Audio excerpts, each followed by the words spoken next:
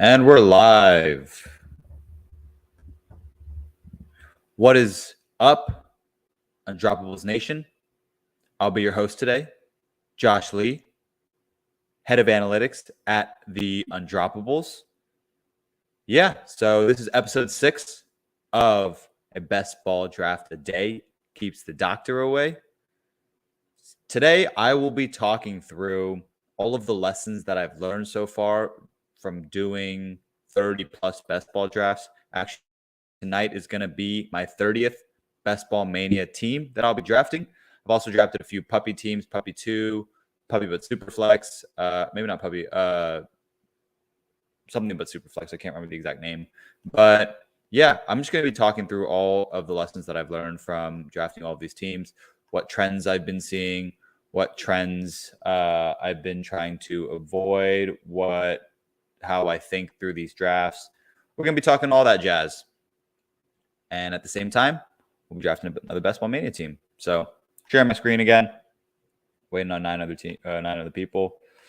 Let's pull up the outputs as well.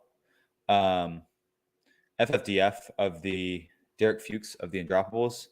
He has been talking to me because he was trying to figure out if there was an easier way for me to basically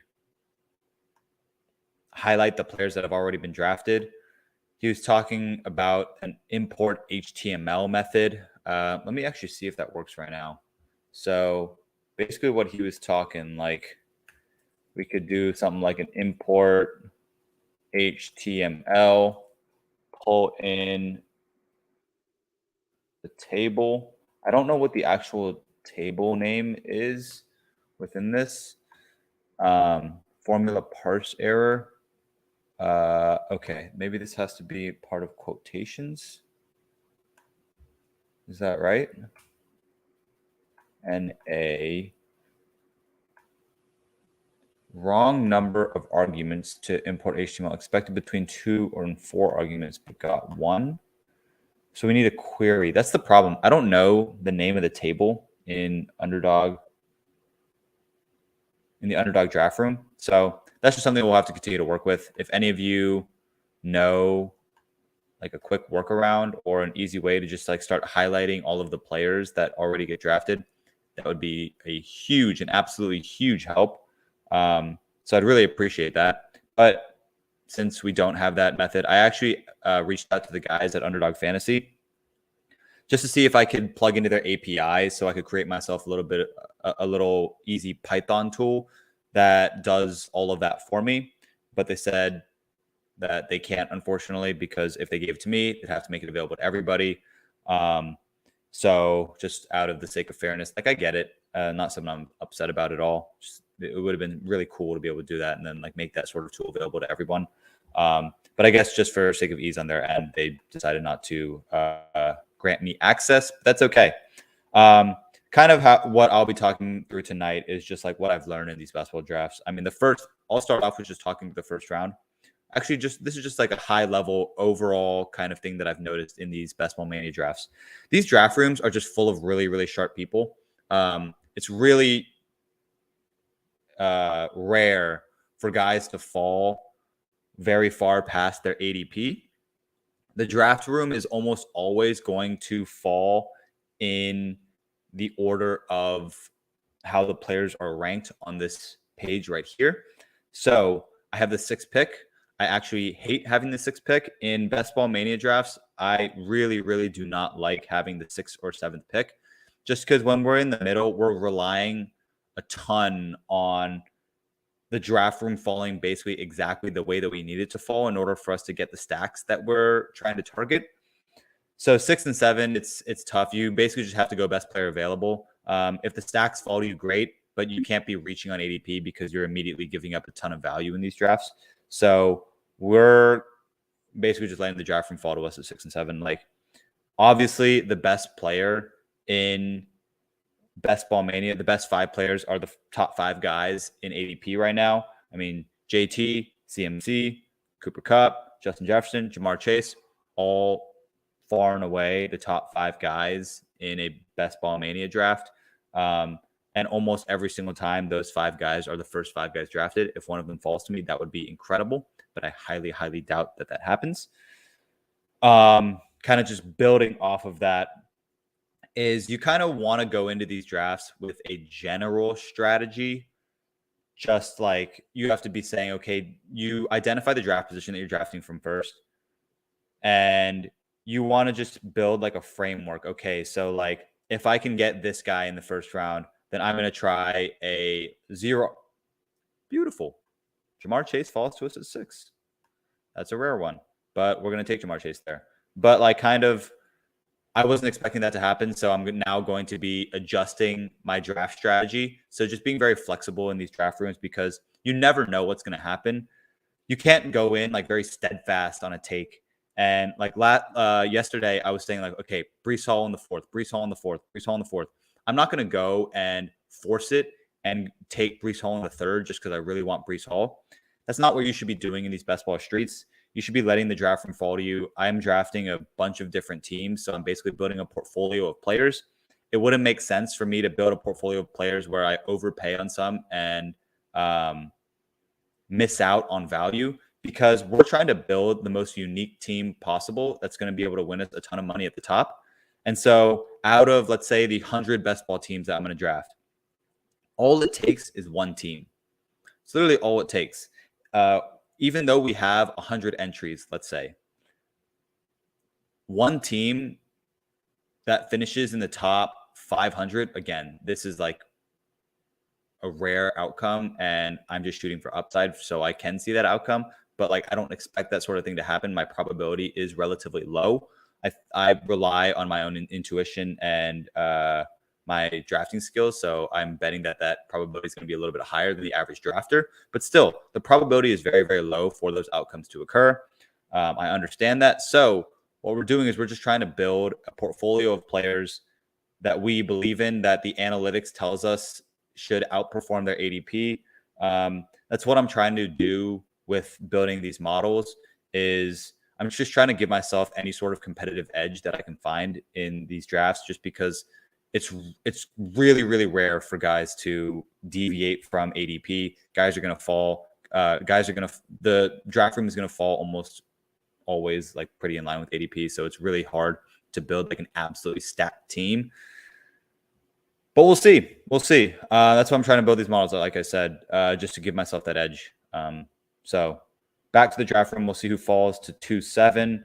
I'm kind of torn right here. I mean, I started my draft yesterday this way. I went Jamar Chase. I think I went. No. Actually, that was 2 days ago. Okay, Debo got taken.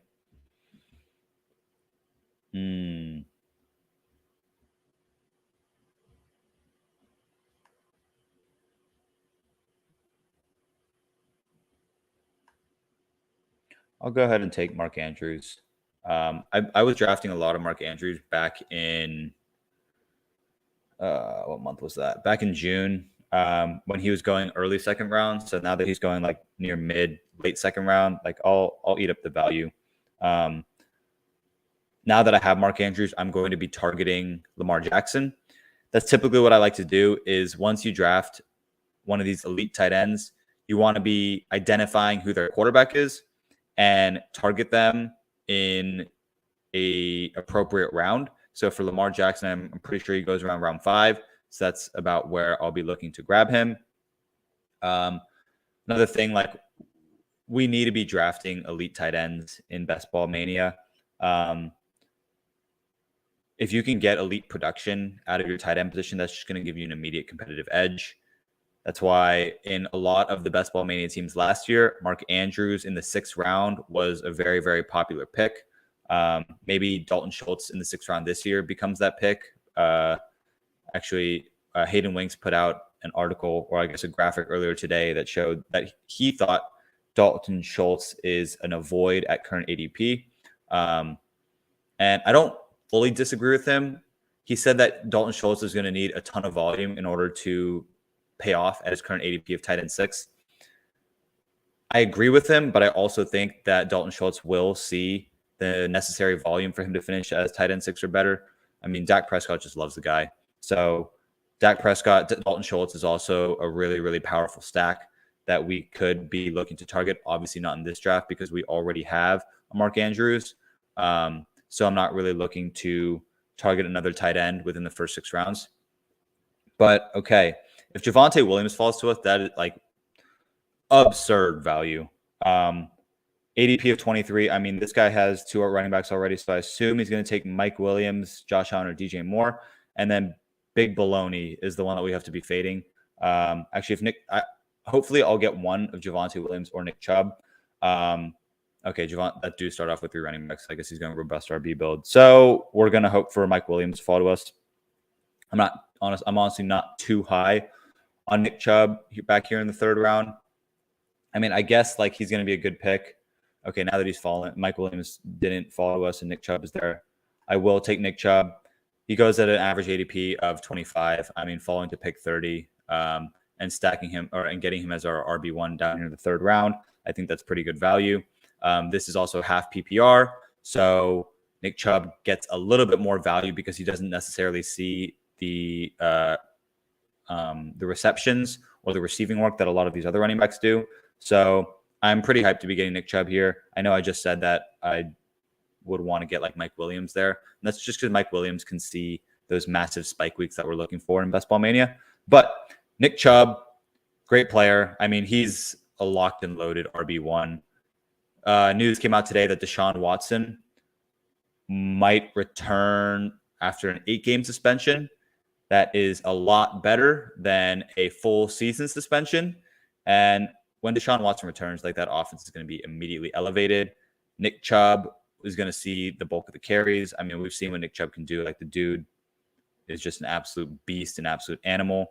So I'm betting that Nick Chubb scores a decent amount of touchdowns this year. We're also looking for some uniqueness to our builds. I actually don't have a whole lot of Nick Chubb, but the fact that I haven't seen him fall into like the mid to late 3rd round, and the fact that I get Nick Chubb there as my RB1, pretty solid. I'll take that. I would say the same for Travis Etienne. If he falls here, like I have no choice but to take him just because he's falling so far. And I'm a huge fan of Travis Etienne this year. I assume this guy's going to take him. Yep, he does take him. Just because in the beginning of the 4th round, like that's just insane value. If I can get Terry McLaurin here, that would be ideal. So I've talked a lot about Week 17 correlation. The Browns play the Commanders in Week 17 in Washington, I believe. So it might be a little cold. Nick Chubb would thrive if that's the case. But in any case, Terry McLaurin should be an absolute smash at ADP this year. He's gone in like the 4th round consistently over the last 2-3 years, I want to say. Terry McLaurin just got taken. All right, so I'm in a little bit of an interesting spot here. I don't want to reach on Lamar Jackson at pick 43. So I think if Ezekiel Elliott falls to me, I'll just take him and focus on the wide receiver room after that. Yeah. Okay, we got Ezekiel Elliott at RB17. Our running back room is so set now that we can just purely focus on quarterback and receivers over the next, let's say, 4 or 5 rounds. So I actually have never had the luxury of being able to do that. So I got my 2 starting running backs. I got Nick Chubb and Ezekiel Elliott. I mean, that's a really, really solid running back room. It amazes me that Ezekiel Elliott is all the way down at RB17. Like I know at the back half of last season, he didn't look great. Like the man was playing like pretty injured and he's had a full offseason to recover. There's reports saying he might be in the best shape of his life. I've seen a few hype videos of him like training. I know that doesn't mean a whole lot, but Ezekiel Elliott paying off at his ADP is a pretty good bet, given the fact that he has finished as an RB1 in almost every single season in his career. The man is still only 26 years old, I want to say. And he only knows how to put up fantasy points. He doesn't know how to do anything else other than that. So I am a big fan of Ezekiel Elliott at cost this year. I have a decent amount of Ezekiel Elliott in Best Ball Mania. And the fact of the matter is, like, you can stack 2 elite assets in your first 2 rounds and still finish with Ezekiel Elliott as your RB1 down here in the 4th round. I happen to get Nick Chubb falling and Ezekiel Elliott falling. So I have a pretty stacked running back room while also having Jamar Chase and Mark Andrews. The goal here at pick 54 is going to be for Lamar Jackson to fall to us. We just have to fade Big Papa Pump and Mike Tech. Big Papa Pump 44. That's a good name. But if I can fade those guys drafting Lamar Jackson, then we can take him and we'll have a pretty great quarterback tight end combo there. Actually, my best ball team last year, I didn't enter Best Ball Mania last year. I was only a part of just like the single league, like a 12-man Best Ball Mania draft, just because like I hadn't really been familiar with the format. So I was just getting my feet wet, just learning the system. I had a positive return on my best ball dollars last year. But this year I'm going to invest a lot more, hoping to win some of the big money at the top. So I know that because I don't have a whole lot of experience in the Best Ball Mania space, I'm coming in as a Best Ball Mania rookie, but I've been playing fantasy my whole life. I've been playing fantasy for the last 15 years now. Wow, that's a long time. So I trust my intuition. I have won plenty of leagues. So why is Best Ball Mania any different? Lamar Jackson, Mark Andrews, Jamar Chase, Ezekiel Elliott, Nick Chubb. Stacked team. I have a lot of AFC North guys, which I don't love because the AFC North typically has very good defenses. So we're going to be looking to kind of pivot into some more high-powered offense / weak defense conferences. Let's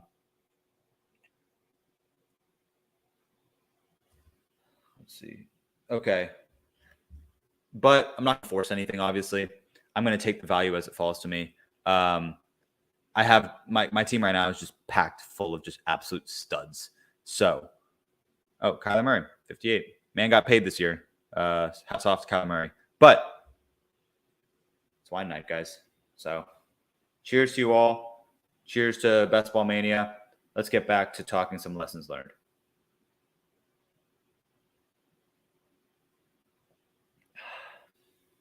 Another key lesson that I've learned in these Best Ball Mania drafts is guys that typically have seen a little bit of buzz in the news or buzz on Twitter. Those guys typically rise in ADP. So take like Russell Gage, for example. When I first started drafting Best Ball Mania teams, Russell Gage had an ADP of like 100. Now, Russell Gage has an ADP of 69.2. People were calling Russell Gage a league winner back when he had an ADP of 100, and I wouldn't have disagreed back then. Russell Gage going back at pick 100 in the 10th round is amazing value. But now that you have to pay a 6th round pick to get Russell Gage, he is absolutely not a league winner. He should put up good production and high fantasy numbers in the early part of the season while maybe Chris Godwin's hurt. He's also a part of the Tampa Bay Buccaneers who are going to be throwing the ball like 700 times this season. He's tied to Brady. This might be Brady's going out party. And so Brady's just going to throw the ball a ton, kind of like what Ben Roethlisberger did last year. So Russell Gage, I can definitely see having some spike weeks. I like Russell Gage, but I'm probably not going to be targeting Russell Gage as my wide receiver 2, just because his upside's a little bit capped, just because like we know the player that Russell Gage is. He profiles in as the Tampa Bay Buccaneers wide receiver 3. And the fact that we can get a much better Tampa Bay receiver in Chris Godwin back here is music to my ears. We can get a wide receiver 1 in Amari Cooper. He's the Cleveland Browns wide receiver 1, and that would just put me in a little bit more of the AFC North. But I mean, if Chris Godwin was there, we're taking Chris Godwin. But Amari Cooper, like he's getting drafted as wide receiver 31. I guarantee you he's going to outperform that ADP. Let's say Deshaun Watson does get suspended for the first 8 games of the year. Amari Cooper is still the team's wide receiver 1, and he's going to eat up just a ton of targets. Jacoby Brissett, he can produce fantasy relevant receivers. While Jalen Waddle was the Dolphins wide receiver 1 last year, and while Jacoby Brissett was quarterback, Jalen Waddle averaged 15 fantasy points per game. Okay. Okay, Elijah Mitchell has fallen a little bit. We already got our two guys, so we're just going to go ahead and draft more Chris Godwin. I'm making a bet here. Chris Godwin at pick 67 should pay off at ADP, hopefully. I talked about this a lot over the past few days. Chris Godwin, there's a very real chance he does start the season on the putt. But he's also going to be 10 months removed from his torn ACL once we do get into week 1. So I'm willing to bet that Chris Godwin actually does start seeing the field a little bit in the early quarter of the season. Let's say the first 4 games. I don't think Chris Godwin starts the year on the pup. There are reports that Chris Godwin has already been running at practice. He's been running routes at practice. So I like Chris Godwin all the way here in the 6th round. And the fact that my team looks like this right now is just absolutely insane. Another thing I've noticed, another lesson that I've learned, there is just a ton of value in this grouping of wide receivers. So we should be drafting wide receivers in this, like Amari Cooper, wide receiver 31. Devontae Smith, wide receiver 35. Drake London, wide receiver 37. Hunter Renfrow, wide receiver 38. Even before that, like Chris Godwin was wide receiver 30. That grouping of receivers, all of them have potential to finish as a wide receiver 1, but they're being drafted as a wide receiver 3. I like all of those guys at cost this season. If Amari Cooper actually slips to me at pick 78, that would be absolutely insane.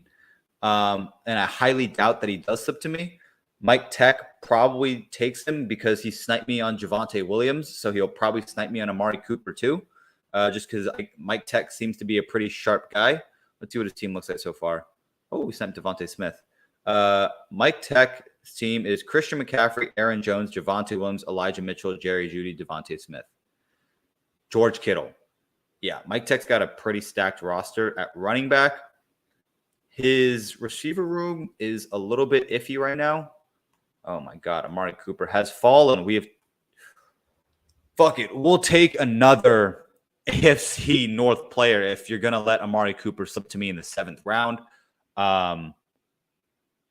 Insane. I mean, Amari Cooper should finish as a wide receiver 2 this year. I guarantee you, if he plays all 17 games, he's going to finish as a wide receiver 24 or better. I mean, he's just an insane route runner. Jacoby Brissett is a game manager. So Jacoby Brissett does a really good job of finding the other underneath routes and who runs really crisp routes and finds space in tight spaces. Amari Cooper. Jacoby Brissett is going to lock on to Amari Cooper early and often in the first 8 games of the season. So I really like Amari Cooper to pay off at cost. The fact that he fell an entire round in terms of ADP, we're just caking off the cost right now. We have a stacked receiver room. We have a stacked quarterback. We have a stacked running back room. We have a stacked tight end. This is shaping up to be a pretty good team. I think the fact that we have all these Cleveland players makes me kind of want to just take the swing on Deshaun Watson later in the draft. I know Deshaun Watson has all these legal issues. He isn't the best human being, but this is Best Ball Mania. We're playing the numbers. We're playing just pure data here. And Deshaun Watson puts up fantasy points. So that's the only reason I'm going to be taking him. Obviously, I don't agree that he's the best human being, but hey, this is the NFL. Okay, let's see how this room continues to fall to us. Michael Thomas. Okay, I'm surprised he actually went close to his ADP because he was placed on the pup today. So the ADP for Michael Thomas should slowly start to react. That's another thing that I've noticed in these drafts is it's not super reactive in the sense that, like I said, people draft based on ADP. And Michael Thomas had an average ADP of 80, and he gets taken at pick 85. But it was just announced today that he was placed on the PUP list, so he will guaranteed miss the first 3 games of the season. Because of that, I am definitely going to be looking to take Chris Olave here if he falls to me. Actually, if Kadarius Toney falls to me, I haven't been able to get any Kadarius Toney so far. For some reason, just in every single draft that I'm in, it just doesn't work out where he falls to me at my pick. But I do want to be taking more Kadarius Toney. That dude is just so dynamic with the ball. He only played 3 games last year, but in those 3 games, if you watched him, he looked like an elite player. I think he's a great player, but a little bit cuckoo in the head. So that's why the Giants don't trust him. That's why there were reports that the Giants wanted to trade him this offseason. But he's a great player. I like to make bets on guys that can win you your week. And there he goes. Kadarius Toney got taken. But I'm definitely going to be trying to get Chris Olave here if he falls to me, because Chris Olave will profile in as the Saints wide receiver 1, especially with Michael Thomas missing the first 4 games guaranteed. It typically takes rookie wide receivers a little bit to find their bearings. All right, Chris Olave for sure. It takes a little bit for rookie wide receivers to kind of find their bearings because it's a completely new game that they're playing at the NFL level. I think out of all of the rookie receivers, Chris Olave will probably have the smoothest transition into the NFL. I watched him a ton while he was at Ohio State. He just kind of pops on film. Whenever I was watching the Ohio State games live, he was always making big plays. He just cooks every single corner that goes out and tries to defend him. He's an insane route runner. He's got insane speed. Chris Olave should start popping off week 1, especially with no Michael Thomas there. Jameis Winston's going to rely on Chris Olave as kind of his top target. So I expect Chris Olave to see 7, 8+ targets in the first half of the year. I think even once Michael Thomas does come back, Chris Olave will have already developed that rapport with Jameis Winston. Jameis no chemistry rapport with Michael Thomas because they haven't even been on the field together. Maybe they've been on the field where Jameis Winston was on the Tampa Bay Buccaneers sideline and Michael Thomas was out there making plays, but we're up. I will take Tyler Lockett. Okay. This is kind of what I was talking about. I wanted to draft a ton of these receivers in this chunk of rounds. I mean, Tyler Lockett should also smash his ADP this year. He's getting drafted at wide receiver 47. I don't know why people are overreacting so much to Russell Wilson leaving because, I mean, okay, it makes sense. Russell Wilson's an elite quarterback, and he made Tyler Lockett and DK Metcalf elite. But the fact that Tyler Lockett's drafted all the way down at wide receiver 47 is a overreaction to the news of Russell Wilson going to a new team. Tyler Lockett is still an elite player. He still makes great plays. And even when Geno Smith was playing quarterback for the Seahawks last season, I think Geno Smith started 3 games. In those 3 games, Tyler Lockett saw an elite 25% target share.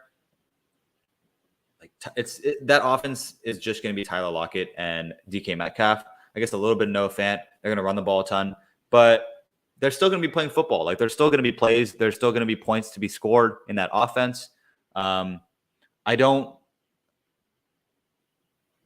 a huge possibility that the Seahawks go out and sign a better quarterback than Geno Smith or Drew Lock. The second that happens, I expect Tyler Lockett to bump up a full round, maybe even 2, depending on which quarterback actually signs there. So I like Tyler Lockett as a pick at ADP. That's another thing in these fantasy football drafts this year. There are some overreactions to news, to like take Antonio Gibson, for example. There's a lot of buzz of Antonio Gibson maybe losing work to Brian Robinson, to maybe losing work to J.D. McKissick, to not being this elite fantasy player. Antonio Gibson has finished as the RB13 and the RB12 in both the seasons in the NFL. The fact that he gets drafted in the 6th round is mind-boggling to me. I like Antonio Gibson this season. I'm a Commanders fan. I have an Antonio Gibson jersey. He's a good football player. Good football players will find ways to score fantasy points. So I like to make bets on good football players, not narratives. So, like, let's say Melvin Gordon falls to me in this round. I'm going to be drafting Melvin Gordon. He's a good football player. People fade him because, there's a lot of hype around Javonte Williams. Javonte Williams is the RB1. Okay, that may be. But even though Javonte Williams is an RB1, that doesn't mean that Melvin Gordon can't put up decent fantasy production. And in years past, Melvin Gordon has just steadily produced at a high level. Okay, this is an interesting grouping of players just because like these wide receivers all have upside, but they're not super reliable. I mean, like I like Tyler Boyd, but I have Jamar Chase. I don't have Joe Burrow. I don't really want to deal with that. Really don't like Christian Watson, especially at cost in the 10th round when you have these guys available. No. I will be taking someone else. We're at 115.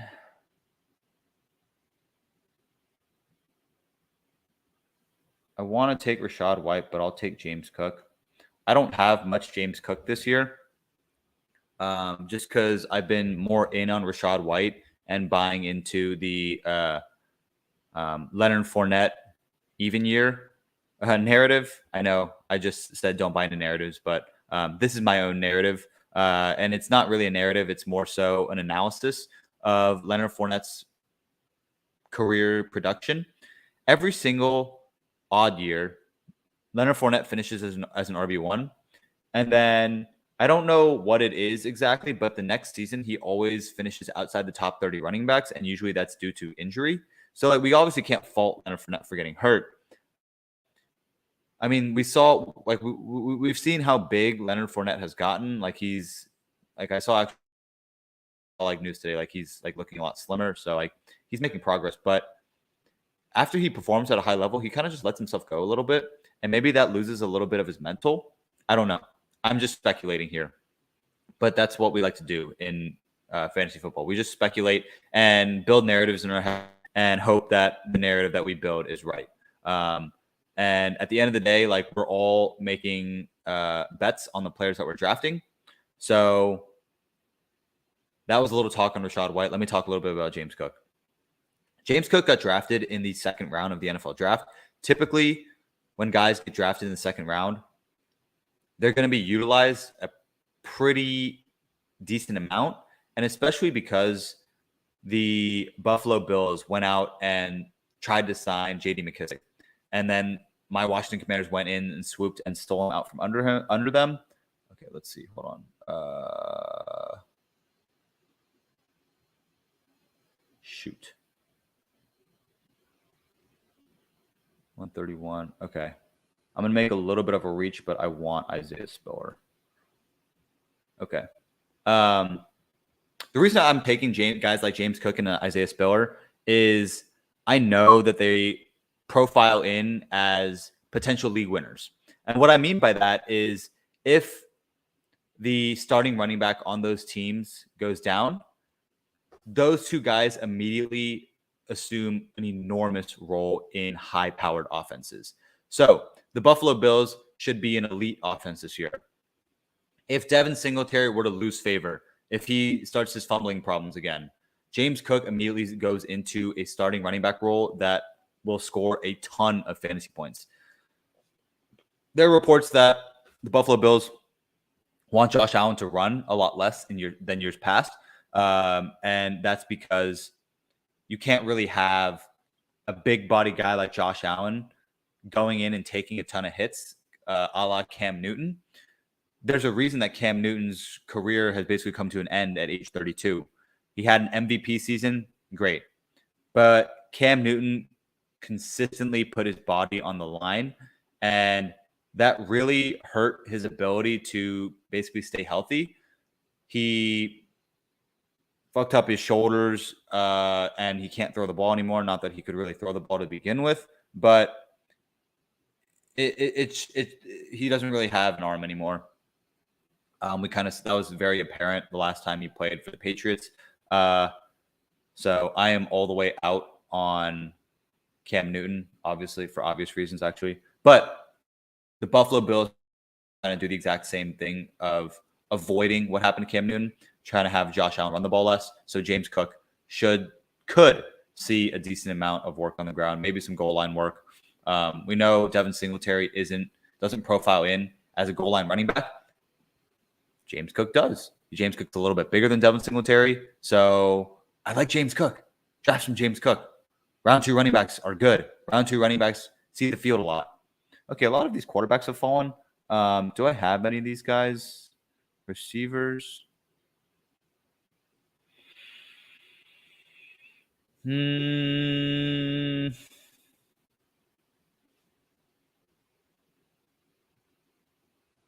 This is a weird range. All right, just because I'll take a flyer on Justin Fields just because he's fallen in ADP. This is my first share of Justin Fields. I'm not a huge believer in Justin Fields to really take the next step, but I actually saw a thread. I can't remember who exactly posted it, but it was a thread on how and why Justin Fields might be a good bet at ADP this year. I mean, he kind of profiles in a little bit similarly to Trey Lance in that he offers that elite rushing upside. And we saw that last season. Like Justin Fields is a great runner of the football. He's an insane athlete. So maybe some weeks he sees some spike weeks because he could produce fantasy points on the ground. They just got a new head coach. I can't remember his name, and I looked it up a little while ago, but it's blanking my mind right now. But Matt Nagy's gone, flat out. Matt Nagy ran a pretty terrible offense to maximize Justin Fields' skill set. Justin Fields apparently has been putting in some work to work on his throwing mechanics. So we'll see what Justin Fields can do this year. I don't have Darnell Mooney. I don't have Cole Kmet, so I don't really know who to stack with him down here. That's all right.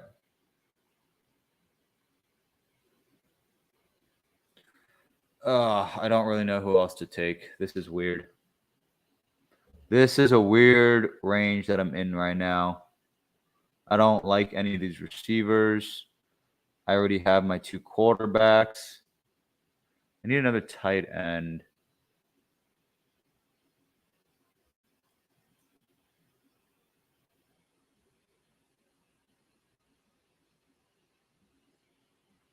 Sorry, guys. I'm stumbling and fumbling a little bit here. Oops. Who does it auto draft us? Trevor Lawrence.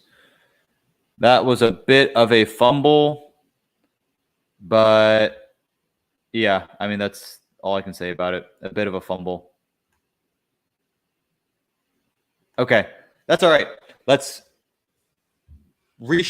shift gears. Let's turn it back on. We're going to be fixing the mistakes that we just made. Okay, Justin Fields, Trevor Lawrence. I kind of was a little bit out of it, so they kind of just auto picked me. Trevor Lawrence, Marvin Jones just got taken, so that sucks. But because we have one Trevor Lawrence, I want to be stacking him with his tight end. I could grab a little bit of Noah Fant down here, but I'm actually going to be targeting Evan Engram. We'll see where Noah Fant falls here on the board. Do I need any other running backs? Ooh, both Nick Chubb and Ezekiel Elliott both have a bye in week 9. All right, if one of these 3 running backs falls, I will draft one of them. Let's take a look at who else is here. Alec Pierce, not really. Not too big on Alec Pierce. Actually, if James Robinson falls, I kind of want to take a peek at James Robinson. George Pickens a little bit too.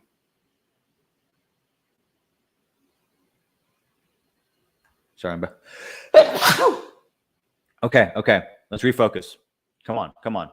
Curtis Samuel. We're definitely going to want to be stacking Trevor Lawrence with my guy, Laviska Shenault. I also wanted to be grabbing a little bit of Devin Duvernay. Oh, fuck. It's my pick. Oh, shoot. Okay, Tyler Algier. Gus Edwards is still there too. No, I already have too many rookie running backs. Oh, stack a little Khalil Herbert. I'm gonna stack a little Khalil Herbert with Justin Fields. I know. Running backs don't have a whole lot of correlation with their quarterbacks, so that's okay. Like we're just gonna be making a bet on the Bears to have a decent week in week 17 against the Lions. Maybe David Montgomery is banged up week 17 and Khalil Herbert, we know what he can produce when he is the RB1 there. So let me get rid of these 2 guys because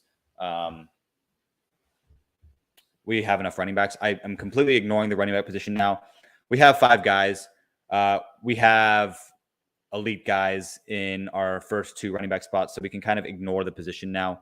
And how many receivers do we have? We only have 5 receivers. So we're ignoring quarterback now. We're ignoring running back. We are only focusing on the wide receiver and tight end positions. So for that reason, Let me see what's good down here. Yeah, I'm gonna. Okay, damn, Albert O is fallen very, very far.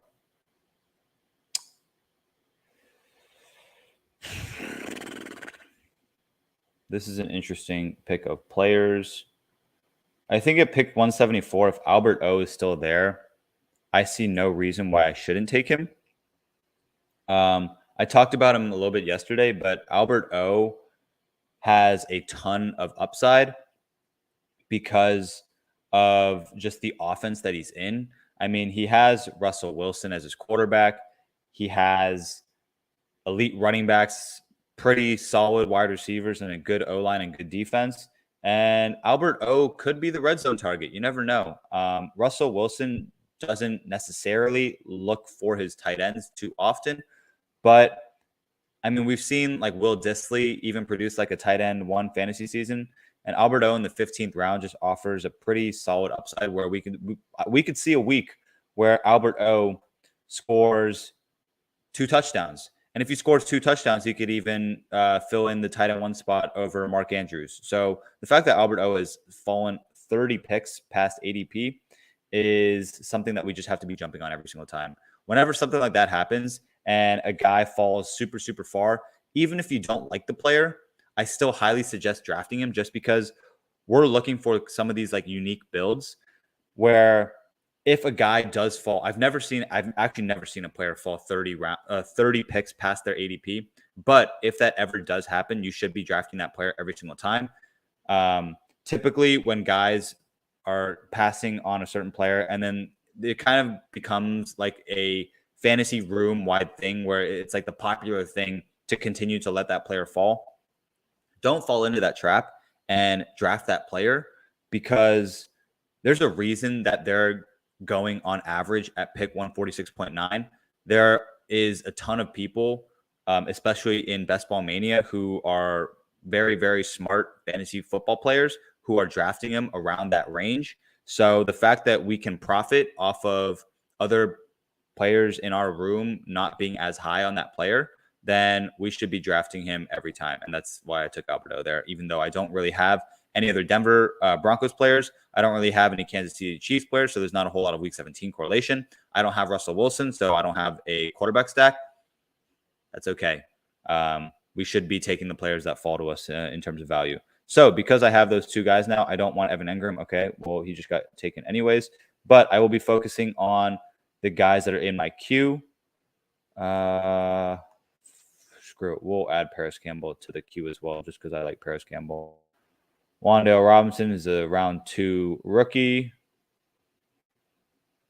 I don't love David Bell.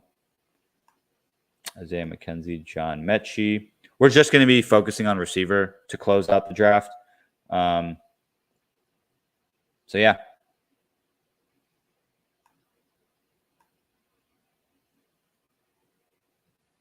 Sorry, focusing a little bit, seeing who's here. We know what Brian Edwards is. He's not going to be a guy. Byron Pringle. Interesting. LaVisca Chenault. Where's Valus? I'm curious what Valus could do this year. Justin Ross. Oh, shit. I'm up next pick. Okay. I will take Julio Jones my next pick if he's there. Please and thank you.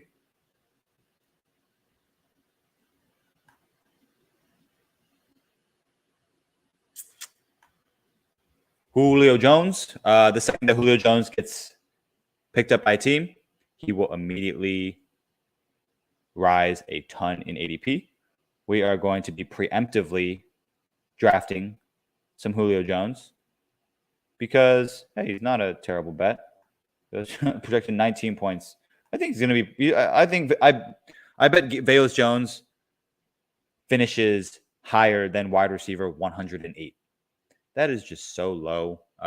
He was a second-round wide receiver in the NFL draft. He was like a 6-year college player, so he should come into the NFL and just kind of produce right away.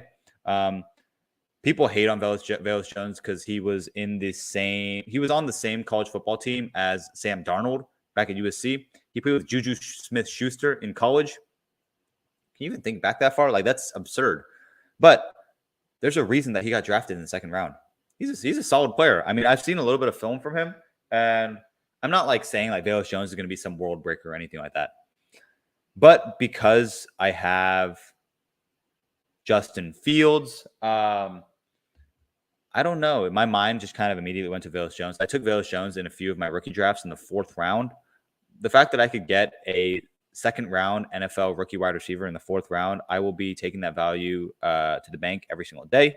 I mean, obviously, I don't expect Velus Jones to be a great wide receiver, but I expect him to put up more points than what he's projected right now. 19.9. He's projected to be wide receiver 108. If Justin Fields could even make any sort of step forward in terms of his production, I like Velus Jones to outperform his ADP. Velus Jones profiles in as one of the top 3 receivers in the Chicago roster just because that Chicago wide receiver room is just so barren. So, I mean, on tape, like Velus Jones, like he's got speed. He's got athleticism. He's super fast. And Justin Fields wanted Velus Jones as a target. So whenever a quarterback kind of handpicks a wide receiver, I immediately take notice. I'm going to take Laviska Shenault because I cannot help myself but to draft Laviska Shenault in the last 2 rounds. And then, like the 17th, 18th round, I'm mostly taking guys that I just want. Like I see a path, I see a scenario where these guys could outperform their ADP. I was just talking a ton about Velus Jones, and I just took Laviska Shenault. But Laviska Shenault, I am a believer in Laviska Shenault. I don't know why people are hating on him so much. I mean, like, he saw 100 targets last year, and okay, maybe he wasn't that great with them. But once he does have the ball in his hands, nobody can tap. Watch some film on Laviska Shenault. I think you'd come away a little bit impressed. I was super high on Laviska Shenault in the NFL. He hasn't really set the world on fire or anything, but he should produce better than what he's produced so far. I have the Laviska Shenault, Trevor Lawrence stack now. So because of that reason, I might not take Velus Jones, and I'll be looking for a John Mechie instead. And that's because the Jacksonville Jaguars play the Houston Texans in Week 17. And who knows? Maybe that game, for just some random reason, is just super high scoring. And if that game is high scoring, I bet you Laviska Shenault goes off. I bet you John Mechie goes off.